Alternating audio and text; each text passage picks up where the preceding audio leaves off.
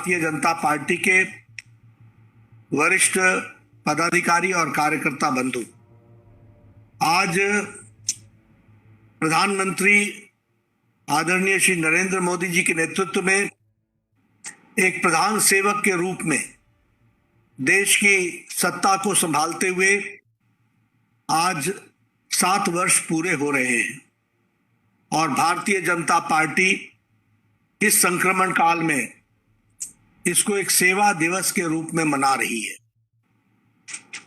हम सब जानते हैं कि हर वर्ष की भांति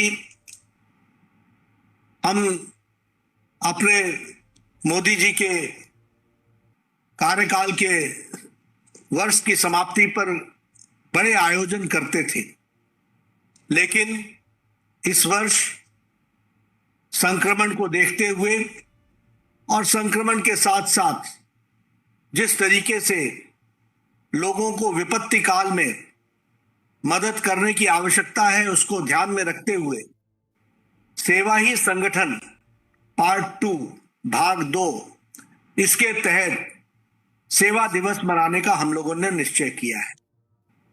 और आज 1 लाख गांव और बस्तियों में भारतीय जनता पार्टी के कार्यकर्ता, करोड़ों कार्यकर्ता सेवा भाव से हमारे जरूरतमंदों को सेवा करते हुए उनकी हर मुसीबत को सुलझाने के प्रयास में प्रयासरत हैं। मैं अपने सभी कार्यकर्ताओं को इसके लिए बधाई देता हूं कि आज हम 1 लाख नहीं, 1 लाख से ज्यादा गांव और बस्ती को हम आज पहुंच गए हैं और हमारे करोड़ों कार्यकर्ता वहां काम कर रहे हैं।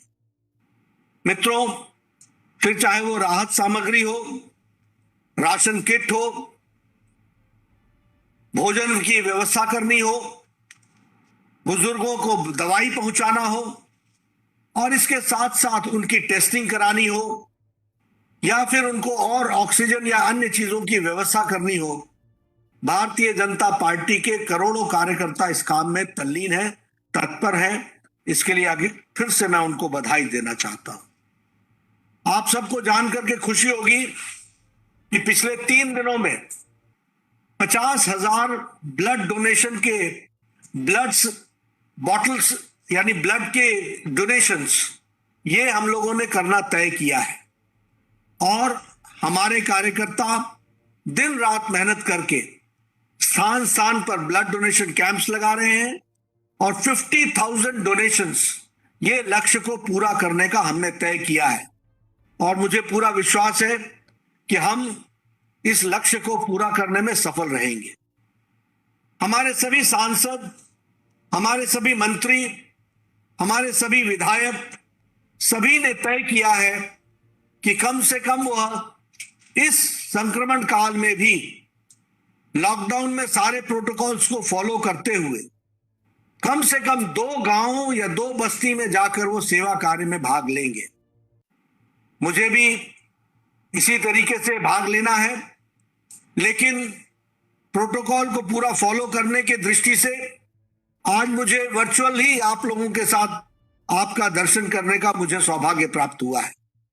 आप सब लोग जिस ताकत के साथ काम में लगे हैं, निश्चित रूप से यह देश की सेवा की दृष्टि से जरूर लोगों को मदद भी पहुंचाएगा और इस संक्रमण काल में उनके मल्लम पर, उनके जख्मों पर मल्लम लगाने का भी काम करेगा।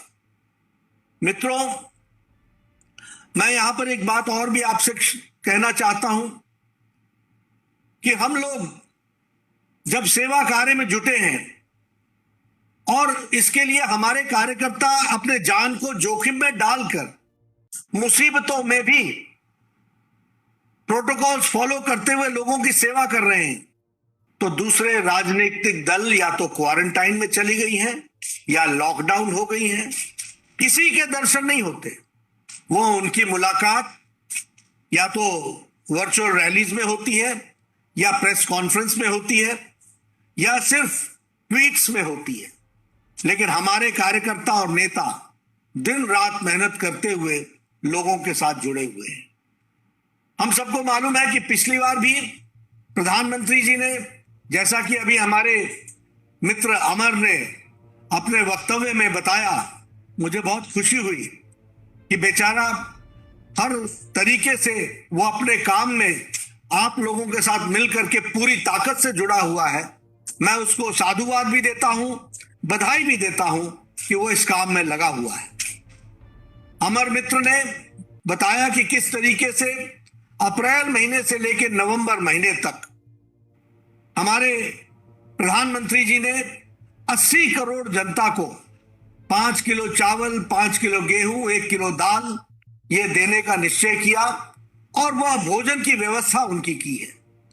इस बार भी प्रधानमंत्री गरीब कल्याण अन्न योजना के तहत 2 महीने के लिए यह व्यवस्था की गई है, ताकि ये जो पार्शियल लॉकडाउन लगा है इसमें भी उनकी व्यवस्था हो सके। इस काम को किया गया है। किसानों के लिए जब अंतर्राष्ट्रीय मार्केट को भी ध्यान में रखते हुए फर्टिलाइजर्स के लिए दाम बढ़े तो डीएपी का प्रधानमंत्री जी ने 140% इसमें वृद्धि की, सब्सिडी की, और आज इसके लिए भी आधे कीमत पर किसानों को फर्टिलाइजर मिल सके इसकी व्यवस्था की गई है। उसी तरीके से प्रधानमंत्री किसान सम्मान निधि के तहत लगभग 1,36,000 करोड़ रुपए किसानों को डीबीटी के माध्यम से सीधे पहुंचाने की व्यवस्था की गई है। और उसी तरीके से 19 करोड़ से ज्यादा लोगों को 19,000 करोड़ के रुपए, कम से कम 9.5 करोड़ लोगों को 8वीं किस्त के रूप में यह भी देने का निश्चय प्रधानमंत्री जी ने किया है। किसान मानधन योजना के तहत हमारे लगभग 5 करोड़ किसान भाइयों को 3,000 रुपए की पेंशन देने की भी व्यवस्था की गई है। मित्रों, मैं जानता हूं और आप सब भी जानते होंगे कि भारत देश 130 करोड़ का देश है और यहां व्यवस्थाएं करना और सबके लिए चीजों को मुहैया कराना यह छोटा काम नहीं है, ये बहुत बड़ा काम है। जो भी हम करते हैं वो दुनिया की सबसे बड़ी स्कीम बन जाती है। अगर हमारे प्रधानमंत्री गरीब कल्याण योजना के तहत 80 करोड़ की जनता को वह भोजन पहुंचाने का प्रयास करते हैं, तो आप ये मान लीजिए कि सारा अमेरिका, सारा कनाडा, सारा मेक्सिको और सारा यूरोप जोड़ लें तो भी कम पड़ता है जितना भारत में लोगों को मुफ्त अनाज देने की व्यवस्था भारत ने की है। आज मैं ये कह सकता हूं कि जिस भारत में, पूर्व स्वास्थ्य मंत्री रहने के नाते ये आंकड़े आपके सामने रखना चाहता हूं कि जिस भारत की कोरोना की टेस्टिंग कैपेसिटी 1500 प्रतिदिन थी, आज वो 25 लाख प्रतिदिन हो गई है। 25 लाख टेस्ट हम कर सकते हैं। ये भारत का सक्षम होने का और आत्मनिर्भर होने का जीता जागता उदाहरण है। जहां टेस्टिंग लैब एक थी, मुझे याद है NIV Pune, national institute of virology Pune, यही एक लैब थी जो वर्ल्ड क्लास लैब थी जहां पर हम कोरोना की टेस्टिंग करते थे। लेकिन आज 2,500 टेस्टिंग लैब्स भारत में विद्यमान है। उसी तरीके से आज आइसोलेशन बेड्स लगभग 14 लाख हैं। आईसीयू बेड्स 2,000 से बढ़कर के 81,000 हो गए। और उसी तरीके से हमारे पीपीई किट्स और मास्क और सैनिटाइजर में हम सेल्फ रिलायंट हो गए। आप याद कीजिए, पिछले मार्च में हम पीपीई किट इंपोर्ट करते थे, हमारे पास पीपीई किट नहीं था। आज हम लाखों की संख्या में 5 लाख से ज्यादा प्रतिदिन पीपीई किट बना रहे हैं। यह भारत ने एक परिवर्तन करके दिखाया है। अगर हम बात करें तो वैक्सीन की, तो हम जानते हैं कि कोई भी दवा जब बनती है, वैसे मैं यह भी कहना चाहता हूं कि जो लोग आज वैक्सीन पर हल्ला कर रहे हैं, ये वही लोग हैं जिन्होंने प्रधानमंत्री जी को जब वैक्सीन वो बना रहे थे उसके लिए भारत के उद्यमियों को प्रेरित कर रहे थे, जब रिसर्च के लिए वो उसको प्रेरित कर रहे थे, तो हर तरीके से भारत के मोराल को तोड़ने का काम विपक्षी पार्टियों ने किया। क्या कहते थे उस समय? इसमें थर्ड ट्रायल ठीक से नहीं हुआ है, बिना थर्ड ट्रायल के लोगों को अगर ये दे दिया जाएगा तो तो उनके जान को जोखिम में डाला जाएगा। ये बीजेपी की वैक्सीन है, ये मोदी जी की वैक्सीन है। उस समय तरह तरह के प्रश्न खड़े करने वाले लोग आज वैक्सीन वैक्सीन वैक्सीन को चिल्ला रहे हैं। मित्रों, मैं ये बताना चाहता हूं कि कोई भी नई दवा जब आती है तो उसको रोल आउट करने में कम से कम 9 महीने से 1 साल लगता है, क्योंकि वह फुल स्विंग में उसको प्रोडक्शन में लाना पड़ता है।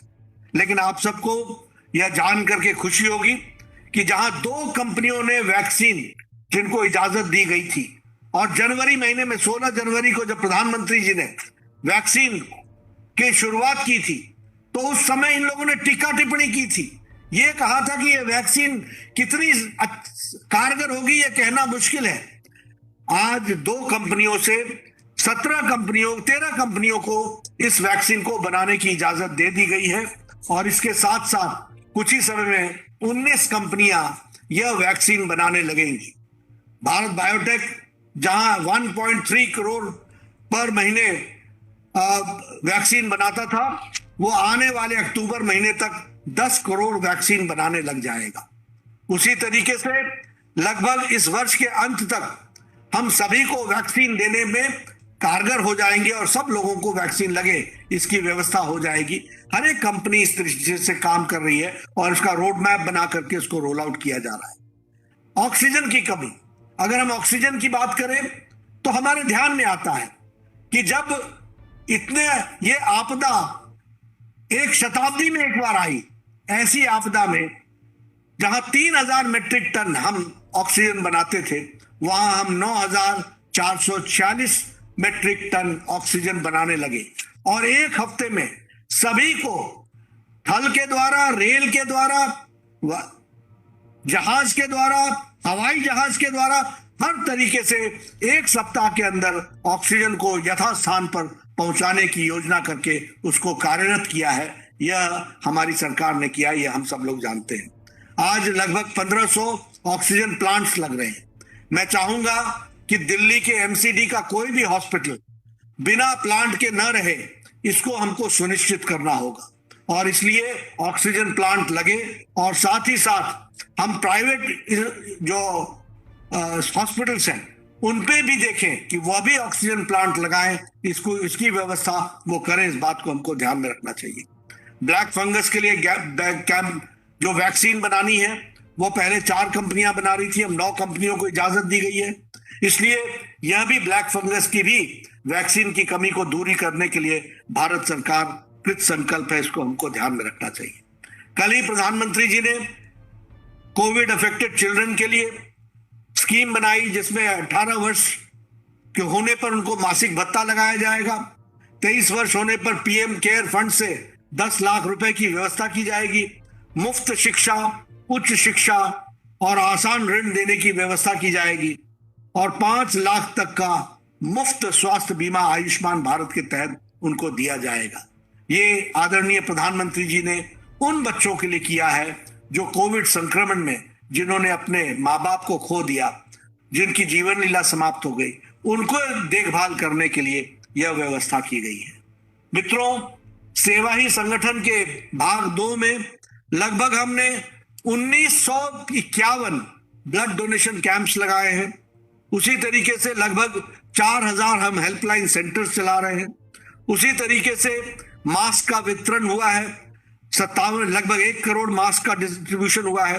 फूड पैकेट 29 लाख बांटे गए हैं। राशन किट 17 लाख बांटे गए हैं, और इसमें दिल्ली भी पीछे नहीं रहा है। मैं दिल्ली को बधाई देना चाहता हूं कि उन्होंने सेवा ही संगठन में बढ़ चढ़ करके हिस्सा लिया है। इसके लिए आप भी बधाई के पात्र हैं। मुझे बताया गया है कि 3,85,000 आपने फेस मास्क बांटे हैं, लगभग 1,70,000 आपने फूड पैकेट्स बांटे हैं, आपने 3,68,000 लगभग राशन किट बांटे हैं, और आपने कार्यकर्ताओं के वैक्सीनेशन प्रोग्राम में लगभग 55,000 कार्यकर्ता इस काम में लगे हैं। इसके लिए आप सबको बहुत बहुत साधुवाद और बधाई। मैं यहां पर जहां शहादरा की यूनिट को बधाई देना चाहता हूं, हमारे हर्ष जी और रामकिशोर जी और गौतम गंभीर जी, सब लोगों ने मिलकर के पूर्वी दिल्ली में भी बहुत अच्छा काम किया है, और गौतम गंभीर ने व्यक्तिगत रूप में भी और सब लोगों के साथ मिलकर के भी इस काम को आगे बढ़ाने में अपना योगदान किया है, उसके लिए मैं उनको भी बधाई देता हूं, साधुवाद देता हूं। मित्रों, एक बात मैं आपसे यहां एक बात निवेदन करना चाहता हूं। राजनीति में और राजनीति के माध्यम से लोगों की सेवा करने में मुझे लंबा समय मिला है। मित्रों, कुछ लोग साधक होते हैं और कुछ लोग बाधक होते हैं। साधक का काम होता है साधना करना, और हमें मालूम है कि बाधा पहुंचाने वाले लोग हमेशा मिलेंगे। हमें कभी भी अपने रास्ते से डिगना नहीं है। कुछ लोग हमारे ऊपर हर एक तरीके का आरोप प्रत्यारोप लगाते रहेंगे। दिल्ली भी इससे ग्रसित है। मैं किसी का नाम लेकर के, आज के दिन जब आप इतने अच्छे कार्य में लगे हैं, मैं टिप्पणी नहीं करना चाहूंगा, लेकिन ये वो लोग हैं जो कभी वैक्सीन पर भारत का मोराल, दिल्ली वालों का मोराल तोड़ते थे। ये वो लोग हैं जिन्होंने कभी मोहल्ला क्लिनिक के नाम पर बड़ी बड़ी बातें कही थी। ये वो लोग हैं जिन्होंने एडमिनिस्ट्रेशन के बारे में बड़ी बड़ी बातें कही थी। हर दिन प्रेस कॉन्फ्रेंस करके कुछ ना कुछ कहा था, और जब संक्रमण काल आया तो उस समय सारे का सारा विषय केंद्र सरकार करे इस तरीके से रख दिया। इनकी कोशिश रहती है कि जनता को गुमराह किया जाए, जनता को बरगलाया जाए, जनता को रास्ते से भटकाया जाए। लेकिन भारतीय जनता पार्टी का कार्यकर्ता बहुत ही मैच्योर कार्यकर्ता है, संवेदनशील कार्यकर्ता है, संवेदनाओं के साथ काम करता है और अपने जान को जोखिम में लगा करके काम करता है। यह है भारतीय जनता पार्टी का कार्यकर्ता। ऐसे कार्यकर्ताओं को मैं साधुवाद भी देता हूं और नमन भी करता हूं। आपसे मेरा यही निवेदन है कि आप सब लोग अपनी साधना से मत हटना। हम सब लोग मिलकर के साधना में लगेंगे। आपको जानकर के खुशी होगी और आश्चर्य भी होगा कि अकेला भारत देश है जहां सरकार के साथ साथ समाज ने इस संक्रमण से लड़ाई लड़ी है। यह अकेली भारतीय जनता पार्टी है जिसने सेवा का काम राजनीति से अलग हट करके इतने बड़े पैमाने पर इतने लंबे समय के लिए किया है। तो वो भारतीय जनता पार्टी दुनिया में इकलौती पार्टी है। इस बात को हमको समझना चाहिए। और मैं ये भी आपको कहना चाहता हूं, आज आपको लगता होगा कि हम विपरीत परिस्थिति में काम कर रहे हैं, लेकिन दुनिया में आप रिकॉर्ड हो रहे हैं। इस बात को आप जान लीजिए। दुनिया इस बात को मान रही है कि भारतीय जनता पार्टी ऐसी पार्टी है जो राजनीति से अलग हट करके भी इसका एक सेवा का कार्य का दर्शन है और सेवा कार्य में जुटी हुई है। एक एक मेंबर पार्लियामेंट ने आइसोलेशन वार्ड्स बनाए, आइसोलेशन बेड्स बनाए। एक एक विधायक ने मिल करके जिस तरीके से राशन किट बांटा, जिस तरीके से भोजन बांटा, हमारे वार्ड मेंबर्स ने घर से निकल करके सारे कामों में अपना आपको योगदान किया है। यह कभी भी अनरजिस्टर्ड नहीं जाएगा। इस बात को हमको समझना चाहिए। और इसलिए मैं चाहूंगा कि आपका हौसला बुलंद रहे। सेवा ही संगठन के नाम पर मुझे भी आप सबके दर्शन करने का मौका मिला है, और आप सब लोगों ने जिस तत्परता के साथ अपने आप को इस काम से जोड़ा है, इससे मन को बहुत खुशी होती है। और आज जहां करोड़ों कार्यकर्ता 1 लाख गांव और बस्ती में जुड़ेंगे, वहां मुझे भी वर्चुअली से अपने सफेदा बस्ती के साथ कार्यकर्ताओं के साथ जुड़ने का मौका मिला, उनके दर्शन करने का मौका मिला। मैं देख रहा हूं आदेश गुप्ता जी के पीछे डॉक्टर साहब बैठे हुए हैं, हमारे अन्य साथी बैठे हुए हैं। सभी को मेरा नमस्कार, और सबको मैं प्रेरणा देता हूं कि आप पूरी ताकत से लगे। बहुत बहुत धन्यवाद।